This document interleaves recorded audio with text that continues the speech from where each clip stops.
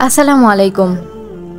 যাদের জীবনে ডিপ্রেশনের সমস্যা, যারা ডিপ্রেশনের রহস্য জানতে চাও, আজকে আমি তাদেরকে ডিপ্রেশনের রহস্য বলবো।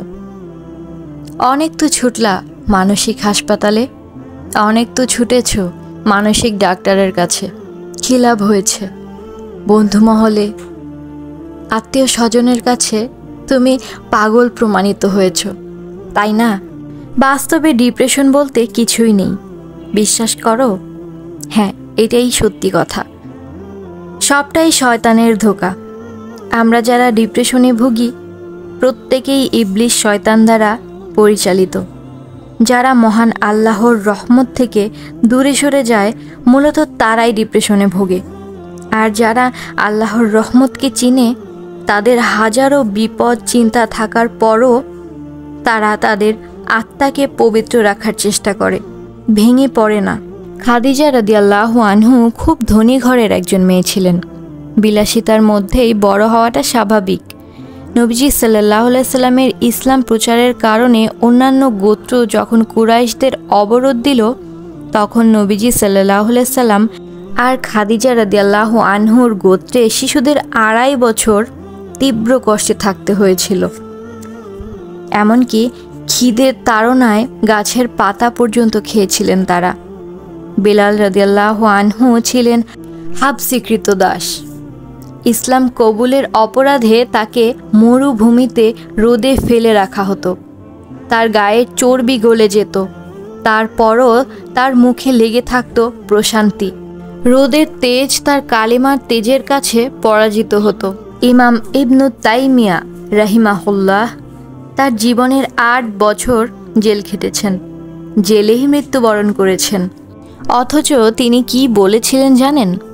বলেছিলেন, দুনিয়াতেও একটা জান্নাত আছে, আমি আমার হৃদয়ে সে জান্নাতের খোঁজ পেয়েছি।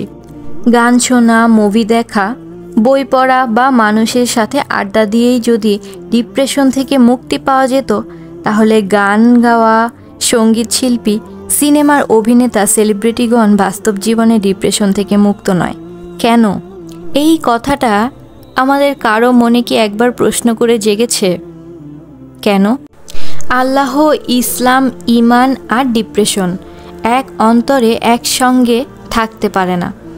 যদি তোমার মনে বিন্দু পরিমাণ ডিপ্রেশন থাকে, তার মানে তোমার মনে আল্লাহ নেই, বরং ওইখানে শয়তান বাসা বেঁধেছে। তার জলজান্ত প্রমাণ পুটিয়ার সেই গৃহবধূ রহিমা আক্তার রেমি। কি মনে আছে তো মেয়েটার কথা সবার? নাকি নিমিষেই এই কয়দিনেই ভুলে গেছেন? যারা ডিপ্রেশনে পড়ে বা নিজেকে শেষ করে দেয়, এরা হয় অজ্ঞেয়বাদী আর না হয় অবিশ্বাসী, কারণ তারা আল্লাহকে বিশ্বাস করতে পারে না। কোনো মুসলিম যদি ডিপ্রেশনের শিকার হন, তাহলে আপনার ঈমান নিয়ে ভেবে দেখার সময় এসেছে। এবার অনেকেই তেড়ে এসে বলবেন, আমার পরিস্থিতি আপনি বুঝবেন না, আমার ফ্যামিলির প্রবলেম, মানি প্রবলেম, স্বামী স্ত্রী প্রবলেম, ইত্যাদি ইত্যাদি। আরে ভাই, কোন পরিস্থিতির কথা আমাকে বলছেন? কোন পরিস্থিতির গল্প শোনান আপনি? বউ ভালো না, হজরত লুত আলাইহিসসালামের স্ত্রীও ভালো ছিল না। হজরত আসিয়া আলাইহিসসালামের স্বামী কে ছিল জানেন? ফেরাউন। ফেরাউনকে স্বামী না মানার অপরাধে তাকে টুকরো করে কেটে গরম তেলে ডোবানো হয়েছিল। আরও শুনবেন, চেষ্টা করেও কিছু হচ্ছে না, তাই ডিপ্রেশন। হজরত নূহ আলাইহিসসালাম প্রায় 1000 বছর দাওয়াত দিয়ে 80 জনকে দাওয়াত কবুল করাতে পেরেছিলেন। একবার ভাবছেন বিষয়গুলো? আপনজন কষ্ট দিয়েছে, অপবাদ দিয়েছে। ইউসুফ আলাইহিসসালামের ভাইয়েরা তাকে কুয়ার মধ্যে ফেলে দিয়ে চলে গেল। জুলেখার সাথে ব্যভিচার না করায় উল্টো অপবাদ দিয়ে 7 বছরের জেল দেওয়া হলো। এরপরও আপনি আমাদের কোন পরিস্থিতির গল্প শোনাবেন? যারা আল্লাহর রহমত থেকে নিরাশ হয়, তাদেরকে বলা হলো পথভ্রষ্ট। এরপরও আপনি আমাদের ডিপ্রেশনের গল্প শোনাবেন?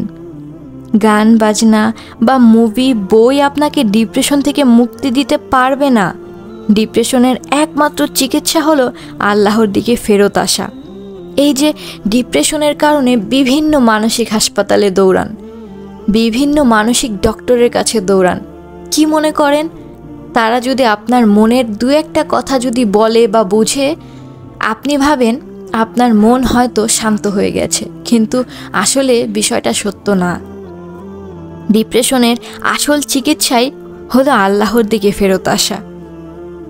শয়তান যখন তোমাকে বলছে তোর অনেক কষ্ট, তোর চেয়ে কষ্টে কেউ নেই, তখন আল্লাহ বলেছেন জেনে রেখো কষ্টের সঙ্গেই তো স্বস্তি আছে। হ্যাঁ, কষ্টের সঙ্গেই তো স্বস্তি আছে। তাহলে সমাধান কি?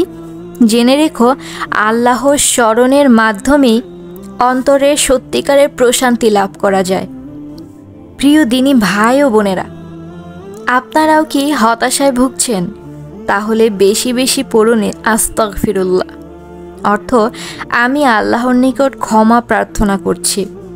এই বাক্যটি নিয়মিত বেশি বেশি পড়লে আপনার সকল ধরনের হতাশা দূর হয়ে যাবে ইনশাআল্লাহ।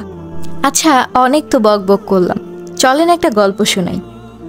দোয়া কবুলের হাজারো গল্পের মাঝে আমি একটা দোয়া কবুল না হওয়া মানুষ। সত্যি বলছি, আজ পর্যন্ত আমার কোনো একটা দোয়াও কবুল হয়নি। তবে কেন হয়নি তা মহান আল্লাহ ভালো জানেন।